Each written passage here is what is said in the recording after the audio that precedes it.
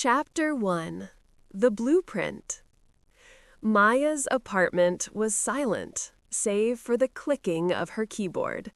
It was 3 a.m., and she was putting the final touches on what she dubbed the Blueprint, a detailed 5-year career plan to launch her own consulting firm.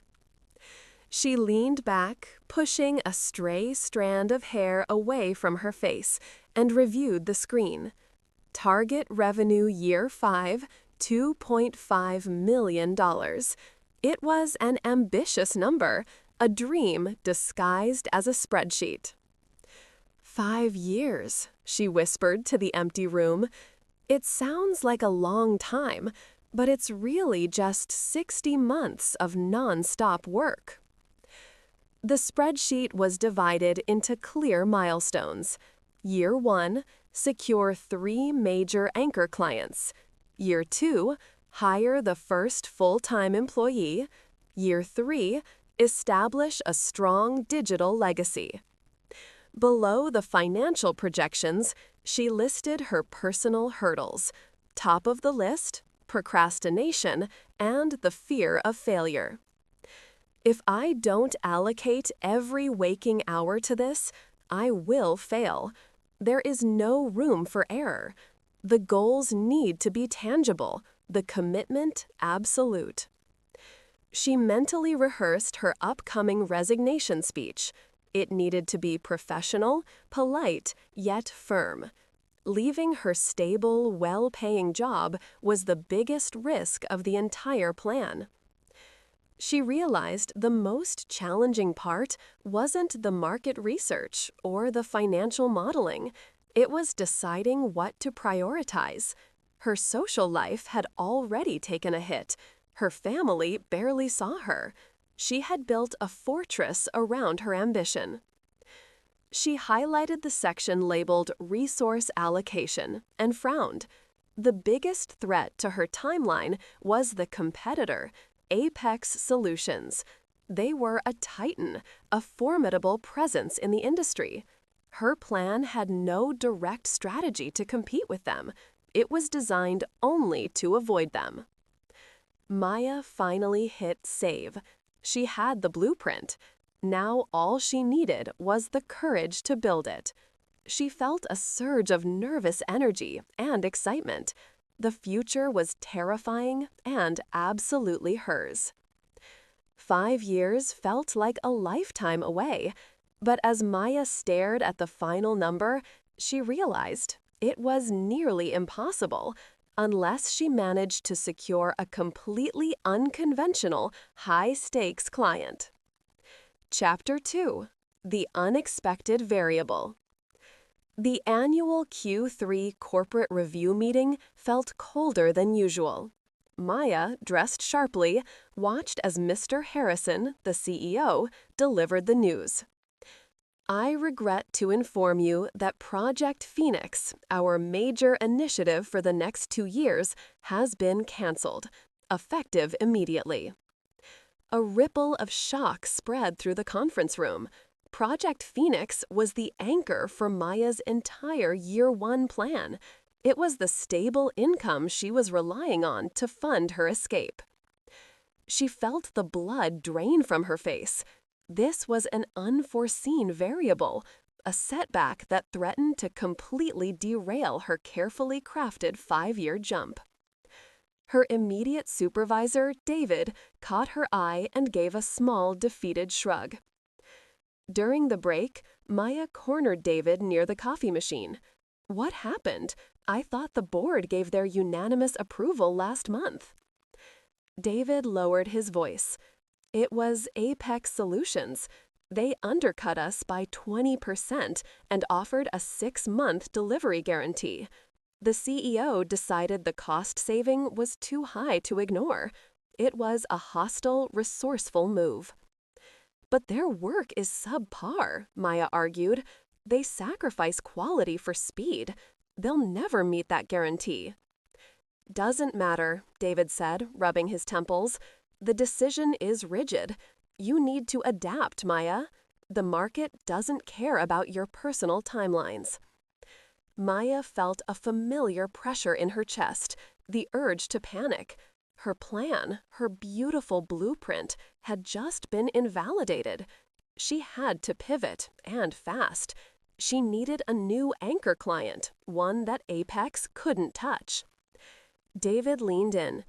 There is one option, a high-risk one, the Sterling Group merger. They need a specialist to handle the ethical compliance. It's too complex and messy for Apex, but it's a huge gamble. You'd have to compromise everything else. Maya hesitated.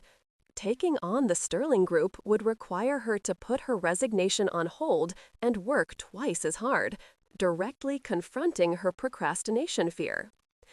A woman walked past them, giving Maya a look of profound pity. It was Sarah, a rival from the marketing department. She looked at Maya with a smug smile. "You think your 5-year plan is safe, Maya? Watch this." And she did. Chapter 3. The Mentor's Wisdom. The following week, Maya reached out to her old mentor, Mr. Chen. They met in his quiet, unassuming office overlooking the park. Maya laid out her predicament, her voice tinged with frustration. The cancellation of Project Phoenix felt like a personal attack. I followed the blueprint, but I didn't account for external variables this large. Mr. Chen listened patiently, a faint smile playing on his lips. "You have excellent perception, Maya, but you're focusing on the wrong thing. You are letting an unforeseen setback define your entire strategy. That's a problem." "But is it?" Mr. Chen countered, leaning forward. "You built a plan to avoid Apex. That shows a lack of resilience. A true blueprint must account for the environment."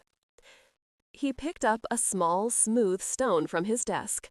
Failure is not the opposite of success. It's part of the paradigm. Your original goal, 2.5 million, was just a metric. It lacked fulfillment. "What do you mean?"